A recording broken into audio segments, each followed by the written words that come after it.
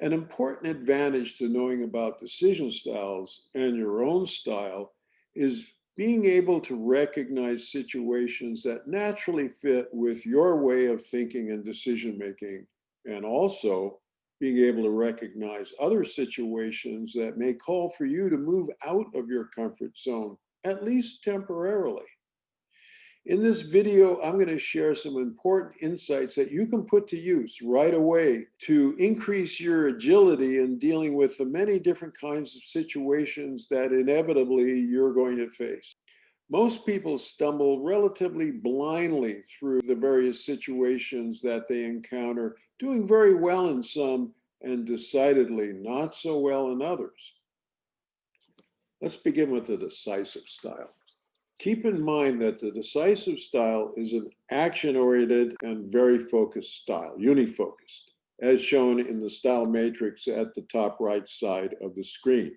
When talking about situations that fit each of the styles, I'm going to first talk about situations that fit the interpersonal side of the style, when a person is in relatively formal interpersonal situations dealing with a number of other people, particularly if the people are not familiar or they're very important, or when meeting people for the first time, when making presentations.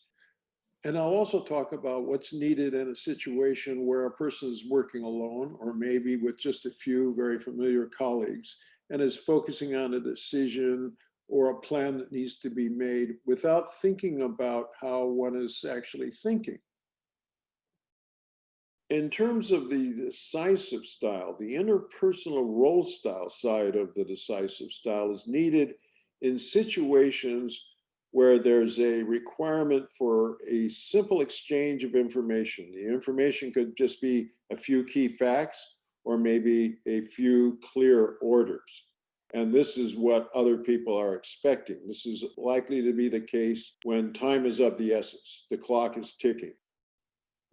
In non-interpersonal situations, on the other hand, when a person is working alone or maybe with just a few very close associates, familiar other people, the decisive operating style is needed when the issues to be decided are simple, straightforward, maybe they're routine, and the emphasis is on consistent and immediate follow-through. The decisive style is especially important when time is really of the essence. There's a short fuse burning, and immediate or fast action and consistent follow-through is required.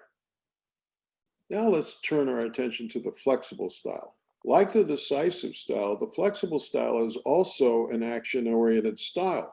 However, unlike the decisive style that puts the emphasis on consistent and strict follow-through once a decision has been made, the flexible style puts the emphasis on adapting to changing and different circumstances. So as the style matrix shows, the flexible style is a multi-focus style. The flexible interpersonal role style is especially needed in situations where a person is dealing with a lot of other people, particularly if they're not very familiar. And the one thing you know is that those people hold different points of view, and one must be responsive to those other points of view.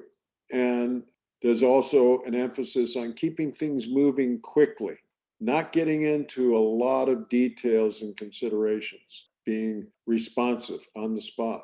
In non-interpersonal situations, when someone is working alone or again, maybe with just a few familiar other people, the flexible operating style is especially needed when things are changing frequently, quickly, and unpredictably. One never knows exactly what's going to happen next, but it's very important to be limber and responsive to the changes that are going on, rather than focusing like the decisive style would on consistent follow-through, focusing instead on changing circumstances and the diversity of circumstances one is facing, particularly when new or unusual solutions are required and there are very few policies and precedents to follow. That's when the flexible style really shines.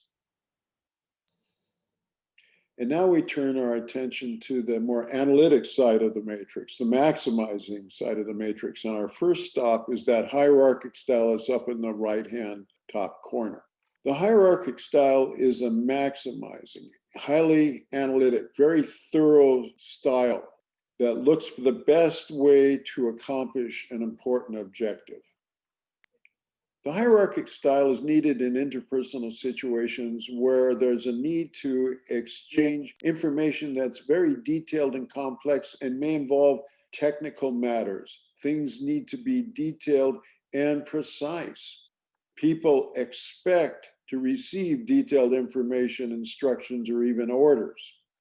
In non-interpersonal situations where one is working by oneself or just again with a few colleagues, the hierarchic style is important when the issues and matters at hand are quite complex, have a lot of different facets to them, are very detailed, and the issues cannot be understood with just a cursory look. They need to be looked into in some considerable degree of detail.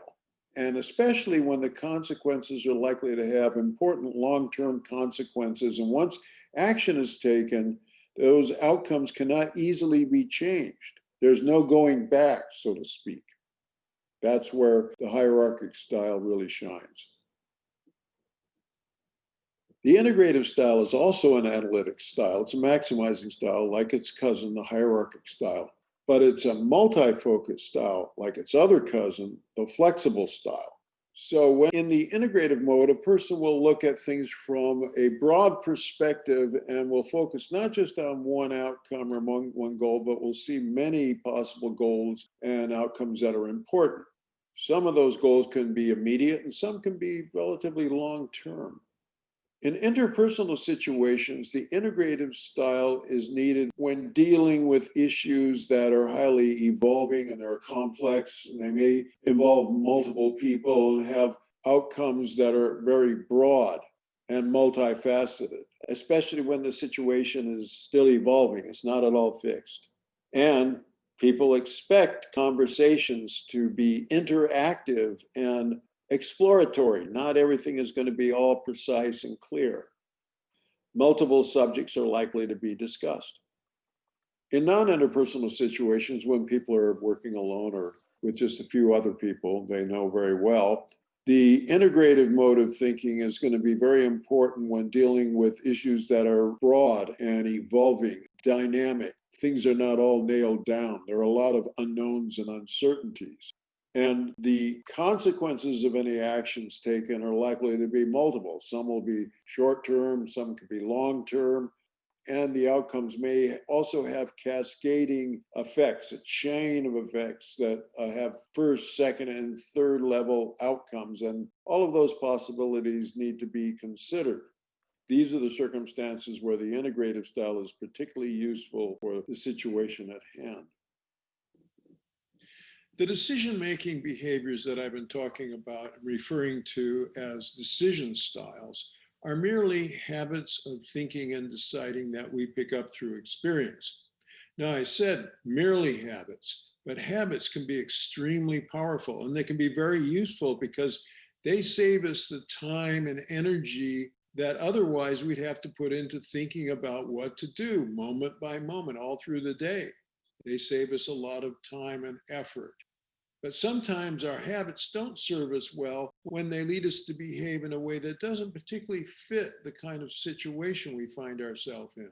And so we need to adapt our behavior. We need to adapt our styles. And that's basically what we've been talking about in this video.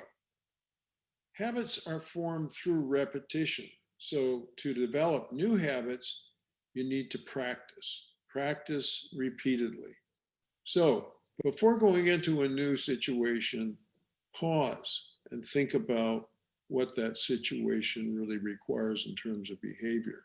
And try to put yourself in the mode of thinking, the habit, the style that will fit that situation. Depending on what your dominant or primary style is, you might need to slow down and be ready to take in a lot more information than you might naturally be inclined to do. Or you may need to speed up and be ready to act faster than you normally do. You may need to be open to shifting directions as you see things changing. Or you may need to be ready to focus on a particular course of action and persist in that until you achieve a goal. At first, this might feel kind of awkward, and it does take time and effort, but practice and repetition make perfect. And at some point, you won't have to be stopping to think about this anymore. The habits will take over, and you will automatically adjust your behavior as you move into new situations. And when you do that, you'll be way ahead of everyone else because very few people do this. Most people are really good in some situations and not so effective in other situations. But you will increase your bandwidth, so to speak, of dealing with all kinds of situations. And that will put you very much ahead of the crowd.